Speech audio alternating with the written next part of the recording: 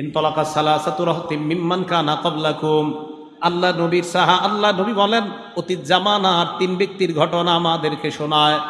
নবীজি বলেন অতীত জামানায় তিন ব্যক্তি রাতের বেলা বের হওয়ার পর হাঁটতে হাঁটতে রাত গভীর হয়ে গেছে। তারা তিনজন চিন্তা করলো কি করা যায়, এত রাত বাসায় যাওয়া সম্ভব না, কোথাও আমরা রাতটা কাটানোর পর সকালবেলা আমরা বাসায় দিয়ে রওনা করব। যে নিয়ত ফাআউল মাবিতা ইলা গারিন ফাদাখালুহু, একটা গুহার মধ্যে তারা ঢুকছে রাত কাটানোর জন্য। গুহায় ঢুকার পর তাদের নিয়ত আজকে গুহার মধ্যে রাতের ঘুমায় আমরা কাটায়া দিব, সকালবেলা আবার বাসায় রওনা করব। গুহায় ঢুকছে, ফানহাদারাত সখরাতুম মিনাল জাবাল, পাহাড় থেকে একটা পাথর আসছে, আসার পর ওই গুহার মুখে আইসা পড়ছে। ফাসাদ্দাত আলাইহিমুল গার, পুরা গুহার মুখটা পাথর বন্ধ করে দিস, পুরা গুহার মুখে পাথর। বেশি সময় স্থায়ী হয়ে গেলে মারা যাবে, অক্সিজেন যাবে না, খানা টানা তো কিচ্ছুই নেই, কেউ জানবে না, মারা যাবে। এই তিনজনে চিন্তা করতেছে ইন্না লিল্লাহ, এখন কি হবে। ফাকালু, তিনজন পরামর্শে বসছে। এটা মন দিয়ে শুনেন, আপনাদের সারা জীবনের জন্য, নিজেরা হয়তো শুনছেন কিন্তু আজকে এটা আমলের, প্রত্যেক দিনই আমলটা করতে পারেন। তারা তিনজন যে কথাটা বলছে এটা আমার আর আপনারও কথা হবে আজকে থেকে। তিনজনে বলতেছে লা ইউনজিকুম মিন হাদিহিস সখরা ইল্লা আন তাদউল্লাহা বিসলিহি আমালিকুম, এই পাথর নামক বিপদ থেকে কোনো জিনিস আমাদেরকে উদ্ধার করতে পারবে না, একমাত্র আমাদের জীবনের খাঁটি কোনো আমল দিয়ে যদি আল্লাহর কাছে দোয়া করতে পারি, ওই দোয়ার বদৌলতে আশা করা যায় এই পাথর আল্লাহ সরায়া দিবেন। তাহলে আপনারা জীবনে ভালো কিছু কাজ করছেন আসি নিশ্চিত, তো মাঝে মাঝে আল্লাহরে বলবেন, আল্লাহ ওই দিন ওই কাজটা আমি তোমারে খুশি করার জন্য যদি কইরা থাকি, তো মাবুদ আমার এই আশাটা তুমি পুরা করো, এইভাবে বলা। তো তিনজন পরামর্শ করার পর কয় ঠিক আছে, আগে কে দোয়া করবে? তো একজন আগে দোয়া করবে। উনি বলতে লাগলেন আল্লাহকে, আল্লাহুম্মা কানালি আবাওয়ানে শাইখানি কাবীরান, আল্লাহ আমার দুইজন মা বাবা ছিল। মা বাবা দুইজন আছে কার কার? হাত তোলেন তো। দুইজনই আছে কার কার? হাত নামান। একজন আছে কার? মা অথবা বাবা? হ্যাঁ, একজন। হ্যাঁ, আচ্ছা, আমরা তো একটু কপাল খারাপ যারা আমাদের একজন, আর যাদের দুইজন আছে আপনাদের কপাল অনেক ভালো, এখনো ভাগ্য অনেক ভালো। হ্যাঁ, এই জন্য ওনারা থাকতেই জান্নাত কামাই করেন, ওনারা থাকতেই জান্নাত কামাই করে নেন, চলে গেলে কিন্তু আর পাবেন না সুযোগ। একদম বুঝে আসবে, বিশ্বাস করেন, থাকতে বুঝে আসবে না, চলে গেলে বুঝে আসবে, সত্যি কথা। রাসূল আকরাম সাল্লাল্লাহু আলাইহি সাল্লাম বলেন, ওই ব্যক্তি বলতে লাগলেন, আল্লাহুম্মা কানালি আবাওয়ানে শাইখানে কাবীরান, মাবুদ আমার মা বাবা বৃদ্ধ বৃদ্ধা, তিন ভাই ঢাকার শহরে থাকে, তিন ভাইয়ের মধ্যে এক ভাইয়ের কাছে মা বাবা থাকে, বাকি দুইজনের কাছে থাকে না। ওই দুইজনের বিবি আর ওই দুইজন চিন্তা করে বাঁচাইছে আল্লাহ, আব্বা আম্মাডারে ওইটার সাথে দিয়ে দিস, আমগো দুইজনরে আল্লাহ বাঁচাইছে। না না, আপনাদের দুইজনকে আল্লাহ ঠকাইছে, বাঁচায় নাই। আপনাদের এই মানসিকতা যে আমগো দুইজনের সাথে আব্বা আম্মা নাই, ওটার সাথে আছে, কামরাঙ্গিচর বাসা ভাড়া নিয়ে থাকে ওইটা, আমরা দুইজন লালবাগ আছি, আল্লাহ বাঁচাইছে রে, আব্বা আম্মা ওখানে আছে, ওষুধপাতি যা আছে ওর কাঁধে দিস, ওর কাঁধে দেন নাই, ওরে আপনারা জান্নাতে যাওয়া সহজ করে দিয়েছেন। আপনারা জিতে যান নাই, হেরে গেছেন, সত্যি কথা।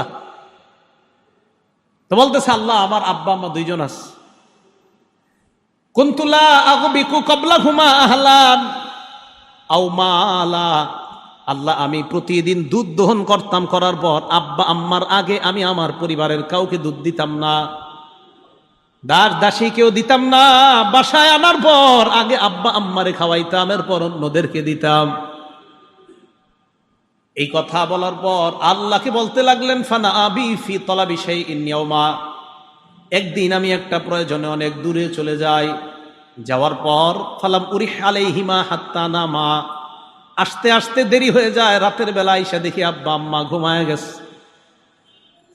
আমি দুধ দহন করলাম, হালাবতুলাহুমা গবুকহুমা, মা বাবার জন্য দুধ দহন করার পর তাদের কাছে আসলাম, ওয়াজাদতুহুমা নাইমাইন, আসার পর দেখলাম তারা ঘুমায়।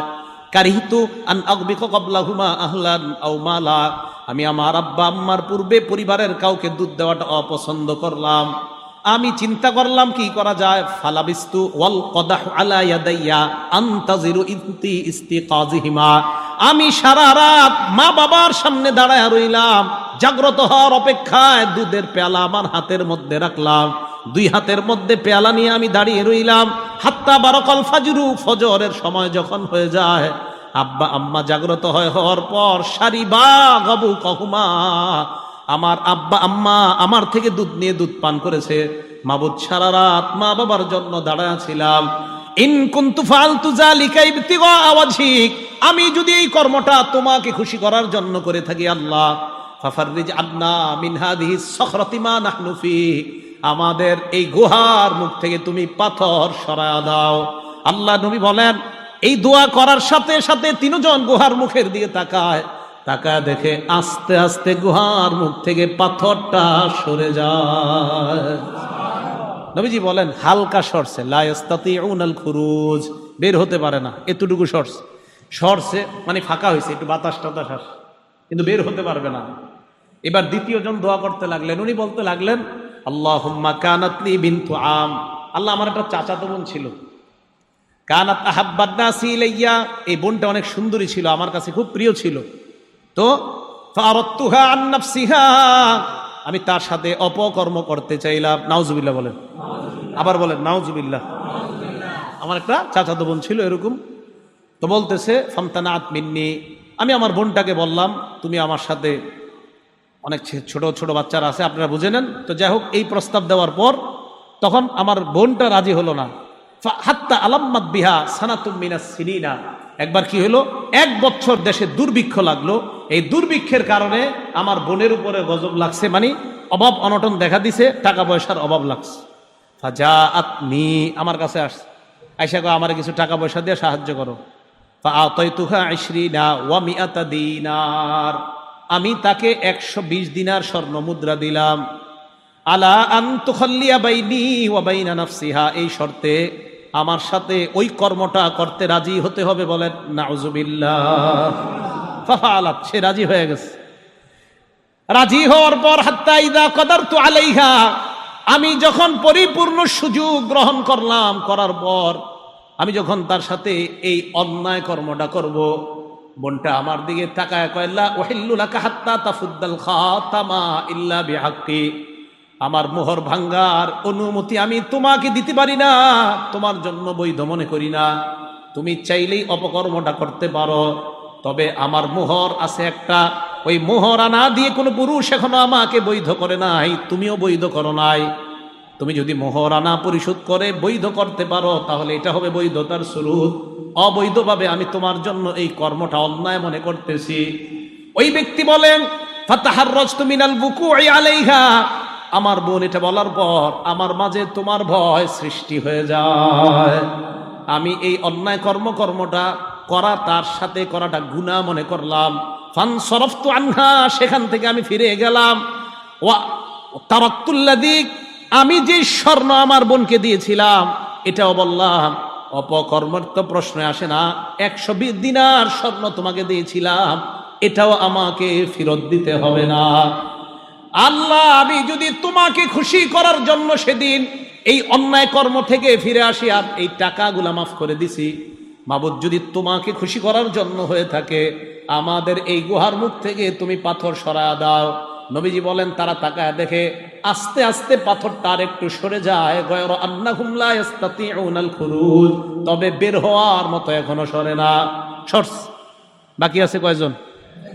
এই একজন কয় আল্লাহুম্মা ইন্নী ইস্তাজারতু উজারা, আল্লাহ আমি শ্রমিক নিয়োগ দিয়েছিলাম কাজে, ফাআতাইতু আজরাহুম, শ্রমিকদেরকে তাদের পারিশ্রমিক দিয়ে দিয়েছি, গয়রা রাজুলিন ওয়াহিদ, একজন ছাড়া, এক ব্যক্তি তার পারিশ্রমিক না গিয়ে চলে গেছে। হাদিসে আসছে ওয়া তারাকাল্লাযী লাহু ওয়া যাহাবা, তার পারিশ্রমিক না নিয়ে সে চলে গেছে।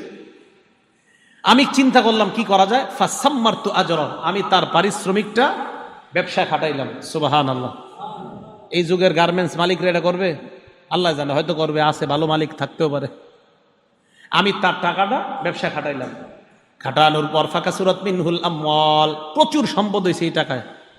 ফাজাআনি বাদা হিনিন, কিছুদিন পর আমার কাছে আসছে, আসার পর কয় আদ্দি ইলাইয়া আজরি, আমার পারিশ্রমিক দাও। আমি তাকে মাঠের কাছে নিয়ে গেলাম, নিয়ে যাওয়ার পর মাঠের দিকে তাকে বললাম তুমি মাঠের দিকে তাকাও, তো মাঠে তাকাইছে, তাকানোর পর দেখে ওট গরু ছাগল বেড়া বকরি দুম্বা অনেক কিছু দেখা যায়, আর ওই জামানায় দাস দাসী এগুলাও দেখা যায়। ওই ব্যক্তি কয় আমাকে এইখানে কেন আনলা? শ্রমিককে মালিক জবাব দেয় কুল্লু শাইইম মা তারা মিনাল ইবলি ওয়াল বাকরি ওয়াল গনামি ওয়ার রাকিক, এই যে গরু ছাগল ওট আর দাস দাসী যা দেখো সব তোমার। সুবহানাল্লাহ। এখন কথাটা শোনেন, হাদিসের কথা। ওই লোক কয় কি, আতাস্তাহজিউ বি, আপনি কি আমার সাথে উপহাস করেন, ঠাট্টা করেন নাকি? ওই লোক জবাব দেয় ওয়াল্লাহি লা আস্তাহজিউ বিকা, আল্লাহর কসম আমি ঠাট্টা করছি না, সব তোমার। সেদিন তোমাকে খুশি করার জন্য যদি করে থাকি, লোকটাকে সব আমি দিয়ে দিলাম। এই লোকটাও সব রেখে একটা কিছু রাখে নাই, সব নিয়ে গেছে। আমি যদি এই আমলটা তোমার জন্য করে থাকি, তুমি পাথরের এই পাহাড়ের মুখ থেকে পাথর সরায়া দাও। নবীজি বলেন তারা তাকায় দেখে পাহাড়ের ওই গুহার মুখ থেকে পাথর পরিপূর্ণভাবে সরে যায়। খরজুয়ামশুনা, বের হয়ে তারা হাঁটতে লাগলেন। এই হাদিস থেকে বোঝা যায় আমল যদি আল্লাহর জন্য করা হয়, আর ওইটাতেও যদি আল্লাহরে অভিমান, মাঝে মাঝে আপনি চিন্তা করেন যে ওইটারে যদি ইয়া করে দোয়া করা যায়, আল্লাহ আমি না ওইটা করছি আপনারে খুশি করার জন্য, মাবুদ গো আপনি কবুল করে নেন। তো এইভাবে যদি আল্লাহকে বলা যায়, আর এটা আসলে যদি আল্লাহর জন্য হয়, আল্লাহ দোয়া কবুল করে নেন। কথা কি বুঝে আসছে সবার?